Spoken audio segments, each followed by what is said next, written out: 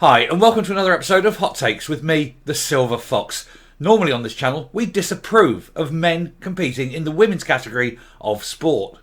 But this is one occasion when we actually congratulate the man who joined in, participated and won the women's weightlifting event.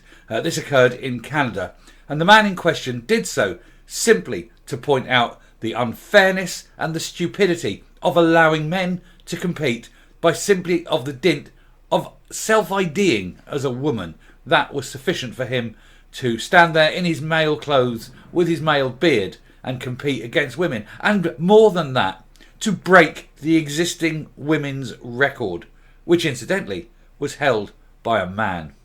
So we're going to have a look at this article and congratulate this guy for highlighting the utter stupidity of sports regulatory bodies. Here goes. So, pulling his weight, male powerlifter protests Canada's woke gender self-ID laws by saying he's a woman, then entering a female contest and smashing the bench press record. And the video shows a bearded Avi Silverberg calmly approaching the bench in the men's clothing and unofficially breaking the women's record. Silverberg was protesting rules by the Canadian Powerlifting Union, which allows anybody who identifies as a woman to compete in the female category. Silverberg was at the Heroes Classic powerlifting meet in Lethbridge in Alberta. And well done to him, because he didn't go in because he's an inadequate man who can't compete against men. He went in this occasion to highlight a very serious issue. He set a record which no woman will ever be able to beat. A record that broke the previous record, which was held by a man, because that man decided that he wasn't very good and couldn't compete against men, so chose to pretend he was a woman in order to win a medal because, I don't know, tiny testicles, who knows? But, it just absolutely highlights the absolute madness and stupidity of allowing men to pretend to be women in sports events. There's no way women who can train all their lives can ever beat these men because they haven't gone through male puberty. Anyway, this is the moment a male coach claims to be a woman and smashes the female bench press record at a powerlifting competition in Canada. Bearded Avi Silverberg is shown calmly approaching the bench in men's clothing as part of a protest against gender self-identification policies in sport. Silverberg then officially breaks the female bench press record for the 84 plus kilograms women's category, which was 270 pounds of press, officially set by a trans lifter. And that's a hell of a weight, 270 pounds by me. Anyway, the move, which took place on Saturday at the Heroes Classic tournament in Alberta, was apparently designed to protest rules outlined by the Canadian Powerlifting Union. And of course, this is the sort of thing when you're in a country ruled by Justin Trudeau, a man whose woke credentials are sickening, and yet who felt quite able to wear blackface, in various parties, not once, but several times.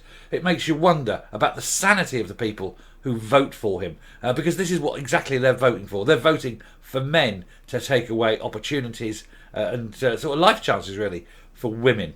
Hardly fair and equitable, is it? Silverberg has yet to comment on his decision to enter the contest and subsequent victory. And the Canadian rules allow anyone who self-identifies as a woman to compete in the female category, sparking concerns trans women who've gone through male puberty may have a considerable physical advantage over biological female rivals. May have? No, not may have at all. Undoubtedly do have a considerable physical advantage. The CPU released its trans inclusion policy in February, which was based on guidance from the Canadian Centre for Ethics in Sport. Well, if ever there was a misnamed organisation, it was that, because this is completely unethical. Silverberg smashed the record set by transgender powerlifter Anne Andres, or Anders, I suppose it would be, who has previously mocked women for being so bad at bench pressing. So he's a man who beats women and then says, oh, women, look, they're rubbish at weightlifting. Yet it took him to go through male puberty in order to beat even women. He couldn't compete against men. Why is women's bench so bad? He said in February. I mean, not compared to me. We all know that I'm a tranny freak, so that doesn't count. I mean, standard bench in powerlifting competition for women. I literally don't understand why it's so bad. It's because they're not men, you knob. He made the statements in a video uploaded online, and I'm not calling him she, despite what the paper does. At the time, Riley Gaines, a spokeswoman for the Independent Women's Forum and a competitive swimmer who was beaten by transgender male athlete Leah Thomas, hit out at Anders.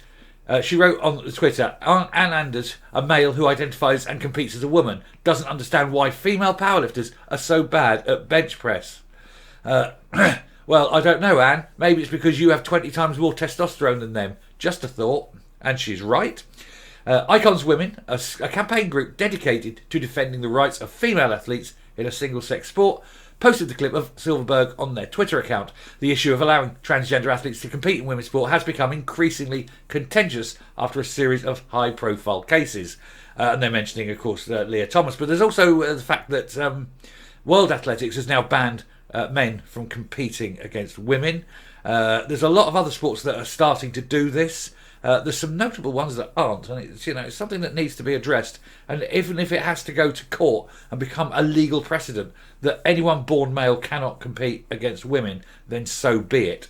In 2022, transgender swimmer Leah Thomas divided the sports community after spending 3 years on the University of Pennsylvania men's swimming team. Thomas, who is 6'3", came back for his final year as a female swimmer and began breaking records in the pool because that's the only way he could ever do it. He was uncompetitive against men. He beat Gaines, who has since become an outspoken advocate for protecting female spaces in sport. Now, again, one of the other things is not just the complete obvious unfairness in the sport, but particularly in America, where you can get scholarships, school scholarships, education scholarships, if you happen to be good at a sport. Now, someone, let's say, like Riley Gaines, a woman who was going to compete and had the chance of, if she come in, say, the first 5 in this particular race, would get a full sponsorship, full scholarship to go to, a good university, get a degree.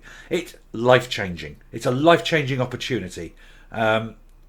And then to be beaten in the pool by men, and they get the scholarship. It's not just beating them in the sport. It's taking away life chances, opportunities, and it is, of course, deeply, deeply unethical, simply because these men are not competitive against other men, and it has to be ruled on. There has to be an absolute rule everywhere in all sport, regardless. And like I say, if this has to go to the courts or for the local parliaments, Parliament in Britain, goes up to the Congress in America or whatever, each country has to make the ruling, and the ruling has to be: if you're born male, regardless of what you choose to be later on in life, you're born male, you are deemed as male for the purposes of sport, and that is it. And of course, all these trans are going, oh, but I'm a lady now and I'm not very competitive against men. Well, that's tough. You make a choice. Choices have consequences. And it is entirely right that women are protected from being basically having their rights, opportunities and freedoms removed by inadequate men. Anyway, Gaines took objection not only to Thomas's unfair advantage, having been born a man, but also claimed it made her feel uncomfortable in the locker room. You have someone with male genitalia pulling his pants down, watching you as you undress. It throws you off, she said at the time. And I would suggest that would be a sexual offence, to be honest. So the official 84 kilogram plus record holder is a transgender powerlifter called Ann Anders, who previously mocked women for being so bad at French, and there he is. That is not a woman. That is a man who shaves very well. Let's just put it that way. Look at the build on that. That is no way. A woman, I mean. And in 2021, New Zealand weightlifter Laurel Hubbard qualified for the Tokyo Olympics despite being twice the age of his female rivals. He had transitioned in his 30s in 2012, having competed in male weightlifting competitions beforehand and not winning anything. He took a 16-year hiatus from the sport before returning as a woman in 2017. No, before returning as a man with a mental condition in 2017. He won 2 World Championship silver medals in the 90 kilogram class in California. He was able to qualify for the Olympic Games after the International Olympic Committee changed their rules to allow women to compete if their testosterone levels are below a certain threshold. I think they mean men to compete if their testosterone levels are below a certain threshold. In 2021, he was controversially named Sportswoman of the Year by the University of Otago. And earlier this month, a transgender cyclist won first place at a female race in New York City amid ongoing debates over the inclusion of trans athletes in female competitions. Tiffany Thomas, 46, who was born male and therefore is still male, ended the Randalls Island Crit cycling race atop the podium, blowing the competition out the water to snatch first place. It'll be the only snatch he'll ever have. Despite only taking up cycling in 2018, Tiffany quickly found success because he's a man and racing against women, and has dominated competitions in the years since. No shit. He recently landed a place on the top cycling team, LA Sweat, where his oldest teammate is just 32. This is so wrong. And this is why women are giving up sport in their droves. But women, ladies, you can win.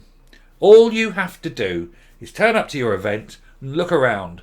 And if there's a man there, it doesn't matter what your sport is. Swimming, athletics, does not matter. Whatever the sport is. As soon as you see a man competing, every single biological woman picks her stuff up, puts it in her bag, picks her bag up, and fucks off. And when that man is standing there on his bike, in his running shoes, whatever it is, by the pool, whatever, when he's standing there alone, the sport will make a ruling, because you've only got to do it once, twice, 3 times. What are they going to do? Fire you, make you never compete in the sport again. They keep doing that, there won't be a sport. And you set up an alternative body, and just say, no, there's no biological men allowed in our sport. And there you go. And so then, like, for example, World Swimming or whoever it will be sitting there going, but we've got this so badly wrong. We could have acted and we didn't. And now we're out of a job because there's no women in World Swimming. Hey, should use that. But, this is how you win. Walk away. 2-3 times, done. They can't fire everyone. They can't ban everyone who walks away because there'll be no one left. Anyway, that's done with this. I'm going to come up and round off. But it is clearly, deeply unfair. So well done to Avi Silverman. Highlighting an event like this. This is a major event in that particular sport and showing the ridiculousness of, competing as a woman just because you feel like being a woman that day. And a second thing that highlighted, of course, was his taking of the record, where a man competes as a woman to break a record held by a man who competes as a woman. No women can ever be competitive in that sport while men are allowed to compete. And it's as simple as that. So, yeah, I think he's done well. Like I say, we don't normally support men who pretend to be women. But in this case, we make the exception. And we say, well done, Avi Silverman. Well done for highlighting this issue. And, hopefully, the Canadian Powerlifting Union, but all sports everywhere, will see the sense in banning biological men from women's sport. Anyway, I shall stop there. Thank you very much for watching. If you like what you're seeing here on the channel, please do hit that subscribe button right away. Ring that bell for notification of future outputs. Leave a like, leave a comment. Please share the video. And until next time, stay safe, stay well. Just look around you before you kick that ball. And goodbye.